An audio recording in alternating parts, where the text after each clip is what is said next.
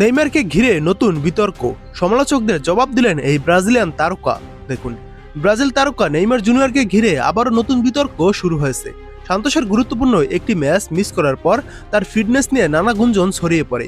এ নিয়ে সমালোচক ও গুজব ছড়ানোদের বিরুদ্ধে সামাজিক যোগাযোগ মাধ্যমে ক্ষোভ উগরে দিয়েছেন নেইমার। 33 বছর বয়সী এই ফরওয়ার্ডের লক্ষ্য একটাই, 2026 ফিফা বিশ্বকাপে ব্রাজিল দলে জায়গা করে নেওয়া। সাম্প্রতিক সময়ে ক্লাব সান্তোস এফসির হয়ে মৌসুমের শেষ দিকে গুরুত্বপূর্ণ ভূমিকা ছিলেন নেইমার। ইনজুরি নিয়ে কয়েকটি ম্যাচ খেলেছেন তিনি, যাতে দলের লড়াই টিকে রাখা যায়। তবে সেই চোটের চিকিৎসার জন্য পরে অস্ত্রোপচার করাতে হয় তাকে। এতে করে ব্রাজিল দলে ফেরার সম্ভাবনা নিয়েও তৈরি হয় প্রশ্ন।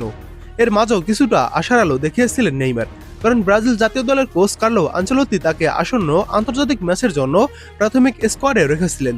ব্রাজিল কোচের পরিকল্পনা ছিল চূড়ান্ত সিদ্ধান্ত নেয়ার আগে মাঠে নেইমারের পারফরম্যান্স দেখবেন, কিন্তু সেই সুযোগ আর হলো না। মিরাসল এফসির বিপক্ষে সান্তোসের ম্যাচে খেলতে পারেননি নেইমার। ক্লাব জানিয়েছে অতিরিক্ত অনুশীলনের কারণে পেশিতে অস্বস্তি থাকায় তাকে বিশ্রাম দেওয়া হয়েছে। এদিকে তার এই অনুপস্থিতিতে বিভিন্ন গণমাধ্যমে গুঞ্জন তৈরি হয় নতুন করে চোটে পড়েছেন নেইমার, যা মার্চ উইন্ডোর ব্রাজিল দলে তার জায়গা পাওয়া কঠিন করে দিতে পারে। এ নিয়ে ম্যাচের কয়েক ঘন্টা আগে ইনস্টাগ্রামে সমালোচকদের উদ্দেশ্যে ক্ষোভ জানেন নেইমার। নেইমার বলেন, আমাকে নিয়ে এত তথ্য তৈরি হচ্ছে, আসলে কিছুই ঘটেনি। আমি যদি ইনজুরি নিয়েও খেলি তাও ভুল, নিজের খেয়াল রাখলেও ভুল, বিশ্রাম নিলেও ভুল, ব্যথা নিয়ে খেললেও ভুল। আসলে সবাইকে খুশি করা সত্যিই কঠিন।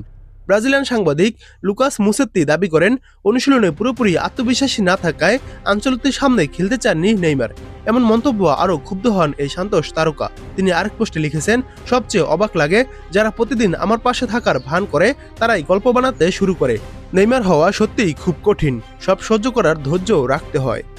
মিরাসলের ম্যাচ মিস করায় ব্রাজিল কোচের সামনে নিজেকে প্রমাণের সুযোগ হাতছাড়া হয়েছে নেইমারের। তবে সান্তোসের হয়ে করিন্থিয়ান্সের বিপক্ষে আসন্ন ক্যাম্পেনত ব্রাজিলের সিরিয়ার ম্যাচে মাঠে নামতে পারলে সেটি হতে পারে তার শেষ সুযোগ।